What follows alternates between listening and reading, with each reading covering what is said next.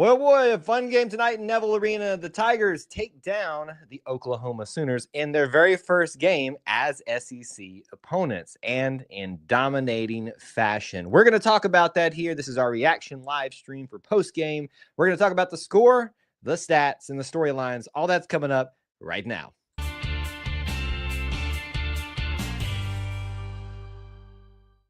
War Eagle, everybody, and welcome back to another edition of E2C Network Live here on wherever you're watching, YouTube, Facebook, and I believe we're actually back on X this evening. No matter how you got here, whenever you got here, from wherever you got here, thanks for being here and hanging out with us, spending some time being a part of our little family within the Auburn family. As is typically the case, we love to get together with you guys on post games to talk about the Auburn experience. That Auburn experience today is mainly about Auburn basketball, but as always, it's about Auburn sports, Auburn culture, Auburn family stuff. And an easier way to stay it for us here tonight is if it's orange and blue, it's what we do. So thank you so much for joining us in what we're going to do this evening.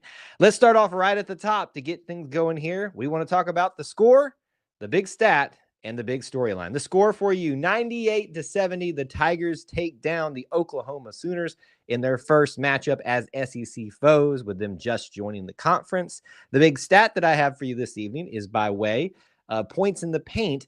46 points in the paint for Auburn to only 20 for Oklahoma, doubling them up. And at one point, it looked like they might even triple them up early in the matchup. That's your big stat. And your big storyline, well, the first matchup as SEC opponents was pretty chippy, and certain players got technical fouls and fouled out. And I'm not just talking about Auburn players, but on both sides, not the technical fouls side of things. But we'll talk about it in more detail. I'm sure plenty of y'all have thoughts about that, but that is your score, your stat, and your storyline. Let's jump into all those different things right now. As you're coming into the stream, start off the show this way for us. Make sure that you're smashing that like button as you come in. That is a huge help to all of us. Lets people know that we're live, that they should join in on the conversation.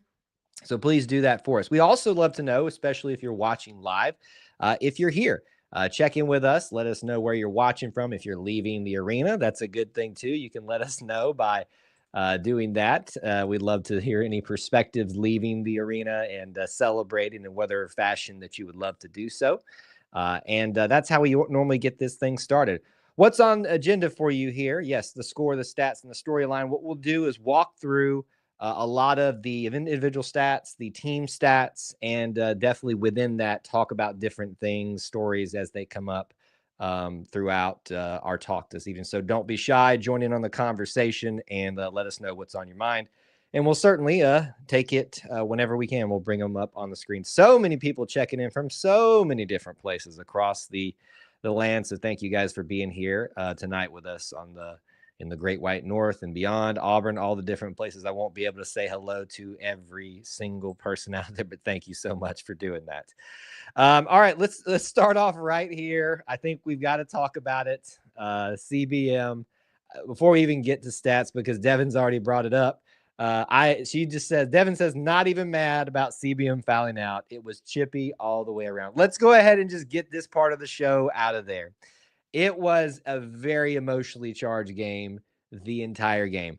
I remember it couldn't have even been halfway through the first half, and I just got the sense that Oklahoma was really, really playing with this humongous chip on their shoulder, but not in the good way, not with something to prove. It's almost like we're getting embarrassed, or we're going to get it. We're so scared to get embarrassed. I don't know what was going on. And look, I want to commend any SEC team that comes into Neville Arena and has the bravery to come in there and try to hang with us.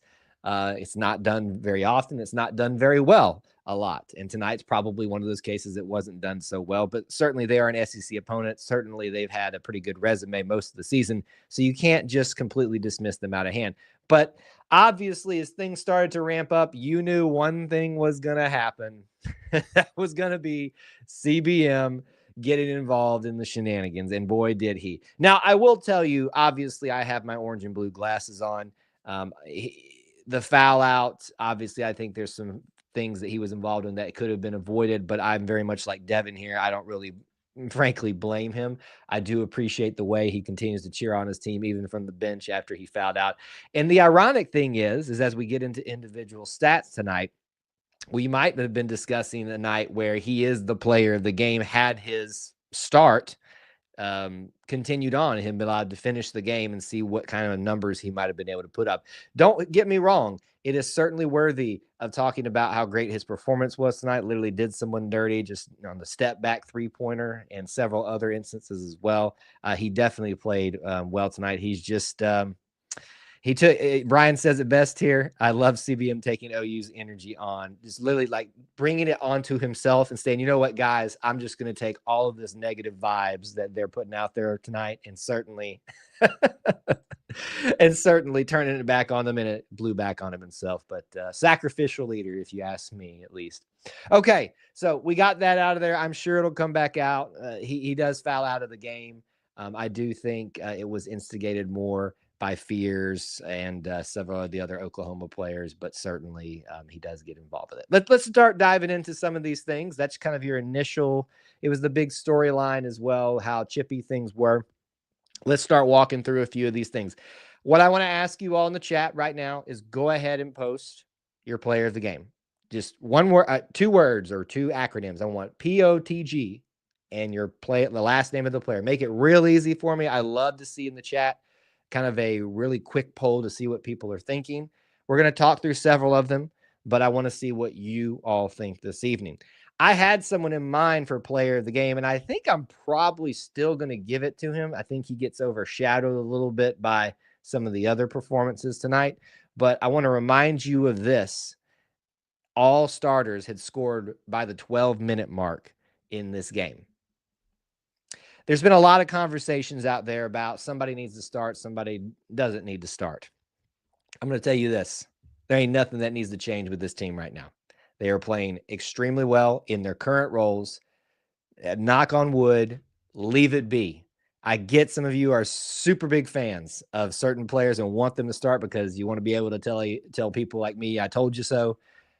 This team is doing just fine the way things are. Players are doing just fine the way that things are. Let's not change it. Let's keep it well. I cannot stress that enough. Cannot focus on that right now. All right, I got a lot of people with CBM, even with him fouling out of the game, coming on in there. Look at that. A lot of that already coming up. I do think he is worthy of consideration for player of the game. I think some of the shenanigans certainly do take away a little bit of that, but that's, as Damian Fishback tonight said, that's just Chad Baker-Mazara. I think it was the quote of the night. And that was before things had escalated. Let's look at his stat line tonight.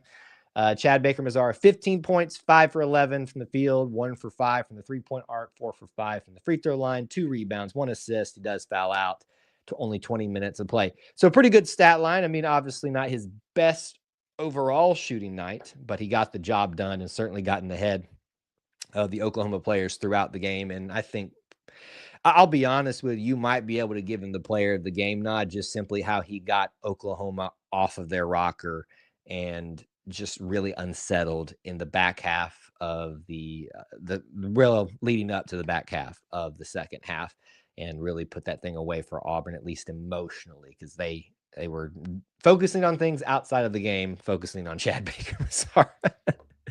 I find it very interesting that nobody has brought up Janai Broome tonight. 15 points. He is tied for your leading scorer with Chad Baker-Mazara tonight. 4 for 8 from the field, 7 for 9 from the free throw line. Pretty solid, and 5 rebounds. So no double-double. Is that why we're not putting Janai Broome as the player of the game? Because it's a great night.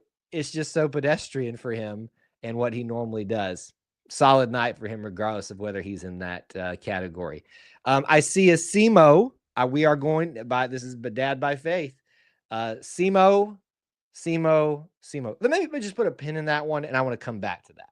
I want to come back to him. Certainly, he's not going to get the normal player of the game nod, but we are going to talk about Chris Moore here in a little bit. Don't let me forget it. We'll come back to it. But the person that I think is player of the game is Denver Jones. This is Jacob that said this. I agree.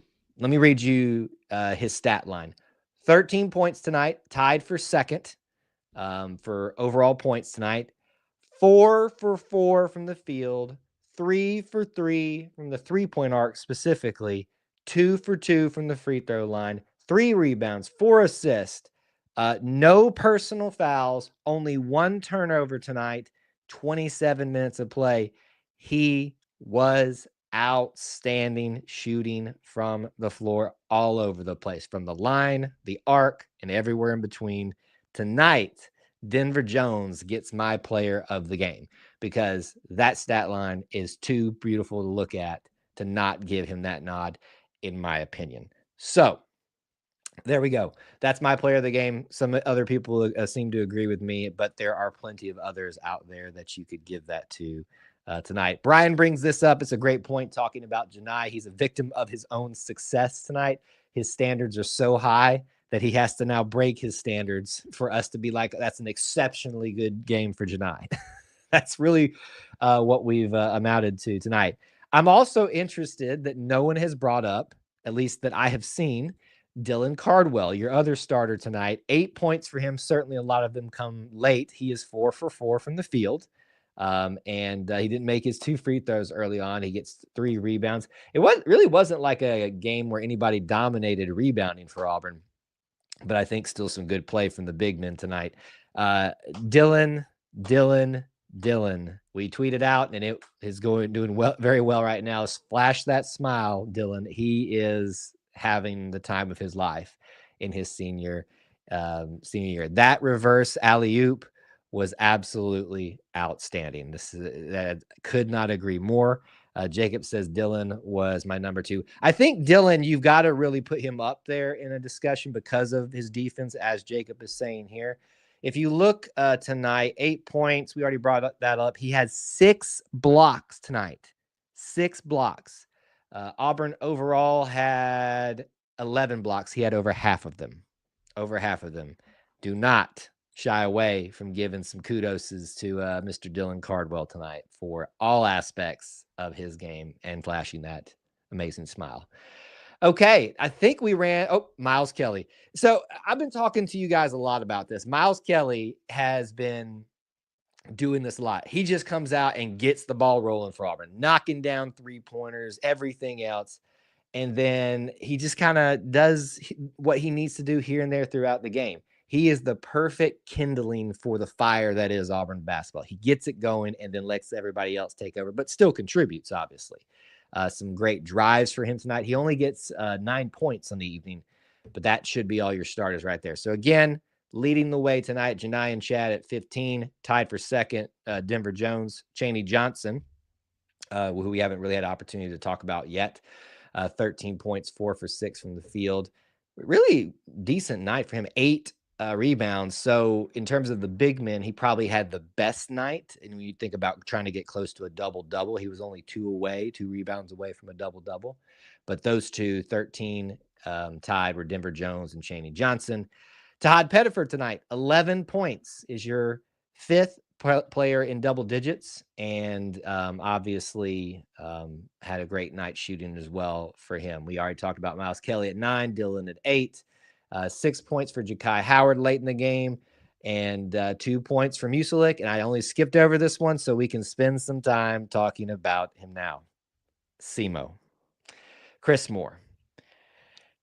If I ever hear anybody say anything negative about Chris Moore, I will find you. I don't know what I'll do to you, but it won't be fun for you or me. I'm just saying. You take that for what you will. That's not a threat. It is a promise. I will fight anybody for Chris Moore. That man tonight, and he does this every game, he gets very zero credit. He gets very few kudoses or things like that. What I saw tonight was a guy just flying all over the floor, sacrificing his body for his team. He does come up with 6 points tonight, which is one of his better scoring nights as of late, and he will never show up big on the stat line, but he is one of those heart and soul guys for Auburn. Simo, every single time I get a Simo SCO, as I type it out on X all the time, we're going to celebrate that. So you cannot be a successful basketball team without players like Simo. They like to call them role players, and sometimes that's meant as a dig in some way, and I disagree. You cannot be a successful basketball team without Chris Morse. Bam. That's it. That's why I said I was going to talk about him. I just wanted to hold him to the right moment. So there you go. 15 minutes in, it took us that long to get through all of the individual stats tonight and talk about those. I'm certain that we forgot something. There was a lot to discuss this evening for individuals. So don't be shy. Please do bring it up. We will certainly talk about it if we have forgotten about something. Brian, I think I love your commentary. Maybe we'll come back to that here as we round out, or if it fits something else. I see some things here that I definitely want to talk about with you. WT says, I agree, Kyle. I wish more people watch the defense as much as they do on offense. There are so many great plays we have on the defensive side. And that's Semo, that's Dylan. The scoring will always get, and rightfully so, I think, getting the attention, but you've got to learn to value the wholeness of the game. And I think you see that reflected in players like Dylan, especially, who can do some scoring, but also do very well on the defensive side of things. All right. So that's individuals. If you've got somebody else, we need to talk about something about a particular moment or a play or a question or a concern you have, bring it up. There shouldn't be too many concerns tonight. I mean, we won by 28 points, nearly got to 100 points, and it would have been a 30-point victory. Just an absolute trouncing. Let's talk about team stats tonight. You know where we're going to start. If you've been here before, you know the drill. The most important team stats for me are always going to be the big three, and that is going to be turnovers, rebounds, and free throws. Skipped over the free throws that first time through there. Obviously, it's not as important as I acted like it. Can I just give some credit where credit is due? Oklahoma, you didn't do a lot well tonight, but dadgum, you shot the free throws really well, 93% for them. So they win that one. I mean, Auburn would have had to have its most epic free throw shooting night ever to beat that. So credit to Oklahoma. They lose that battle, 79%, one away from my high water mark of 80%. Can't be mad at my boys for nearly hitting 80% tonight from the free throw line. Turnovers. Oklahoma also was doing a good job with this earlier in the game, keeping their turnovers down. Got very bad towards the end of the game. 15 for them tonight, 7 for Auburn. Auburn takes care of the basketball and dominates at home. They win that category. Rebounds, Auburn, big enough margin, 38-28. They win that in rebounds. So they win 2 out of the 3. You factor a lot of other things in, and it just equals a blowout for the Auburn Tigers over the Oklahoma Sooners. The most important stats right there, the big 3, as I love to call it. We'll see if we agree with what's the most important or the biggest stat that sticks out, what I said earlier in the game, in just a little bit. Let's see here. Anita says Chad needs to stay in the games. We need him. We definitely do. I think we all could see that we wouldn't necessarily need him. I think he did a lot for us in getting Oklahoma off of their rhythm, out of their game, into their own heads a little bit, and he into their heads. And I want to continue to stress this. We talked about it to start off the show. I get it for people who are not as much involved into this basketball world. On the outside looking in, this certainly does look very sometimes arrogant and things like that. And I'm not saying there's still not a little bit of that at play, but there's a certain mentality in the game, especially these days, that, you know, Chad, what I like about him, he tries to keep it in good fun, even at his own expense. And I'm not excusing everything he's always ever did, but I love that we certainly do need him in games, though, when we can get that. Yeah, Tim. So Tim just realized how good the free throws were. They only missed 2 tonight. Let me make sure I've got that right. Yeah. Oklahoma shot 29 free throws tonight. Auburn shot 33. So a big free throw night. And a lot of that was from technical fouls and things like that. So we put on a clinic together in free throw shooting, which is nice to say with Auburn in that. WT, I'm not sure about their free throw percentage in general. They are known to be a little bit smaller team, thus they have more guards, thus they have better shooters, thus you would think they have better free throws. So I would say you're probably not far from the truth. So they lived up to that billing tonight, so credit to them. Let's see here. Let's roll through some other stats. Tonight, Auburn shoots 52% from the field. 52%. You do that at home, you're going to win. I'm just saying. I don't care if they're shooting 93% from the free throw line. You're going to win. 3-point arc, 31%. We win that one just barely, too. it's fine. It's not the best 3-point percentage we've ever had. We already talked about free throws and turnovers. Points off of turnovers tonight. Auburn really maximizes that, 22-9.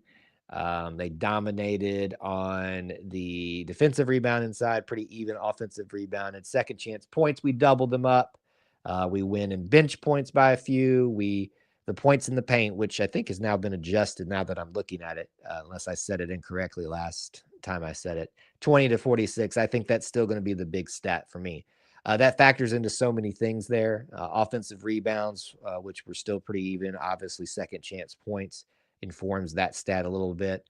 But you doubled them up at some points in the game. It looked like you might have tripled them up in points in the paint. Auburn's bigs were just too big, too dominant. Janai, Dylan, Chaney, all of those guys were in. Dylan was just 2 away from double figures, but so many other things that he factored in as a big man tonight were big. Big men being big. How about that?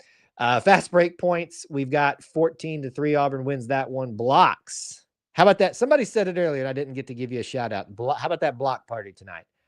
11-0.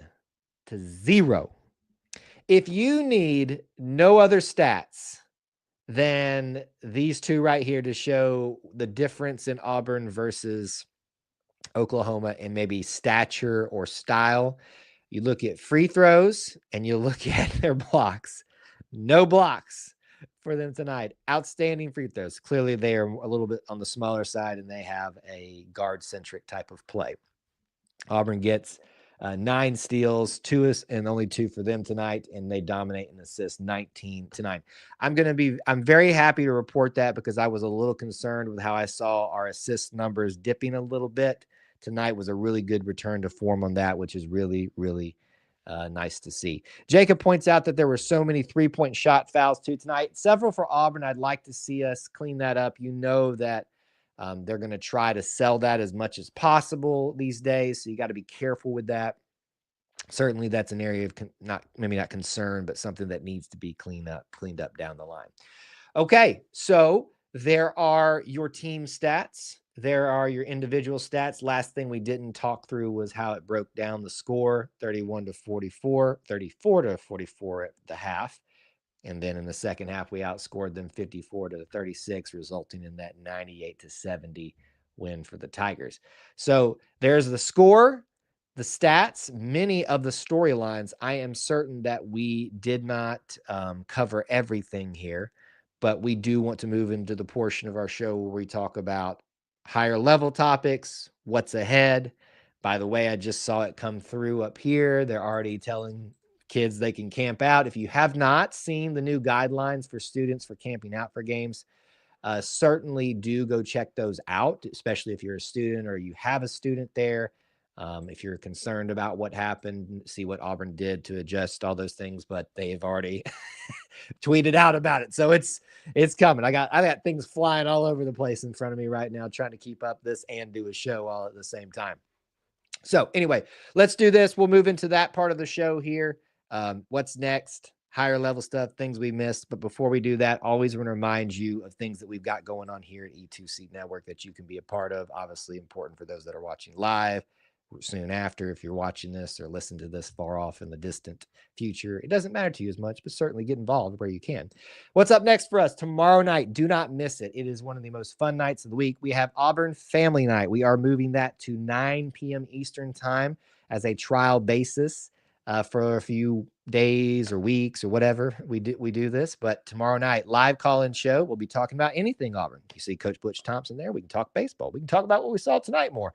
Football, non-sports, orange and blue, it's what we do. Join us for Auburn Family Night. Live calls, your comments and questions all throughout the night from 9 to 10 Eastern time. If you like post-game shows like this, hey, man, we got more. And we got a big one this Saturday, Auburn versus Florida. Join us for that. We'll be broadcasting live right after the game. Do not miss it. Don't miss Sunday nights at 9 Eastern time, the Auburn Experience podcast, live recording and Q&A after episode 113. Austin and I back together. We have a lot of fun this last week. Go check that out and listen if you haven't. And plenty of things to talk about. And always check out our links in our description, on our profile pages. If you want one way to support us, support our friends at Alumni Hall by shopping with them through our link, our affiliate link that's in our profile.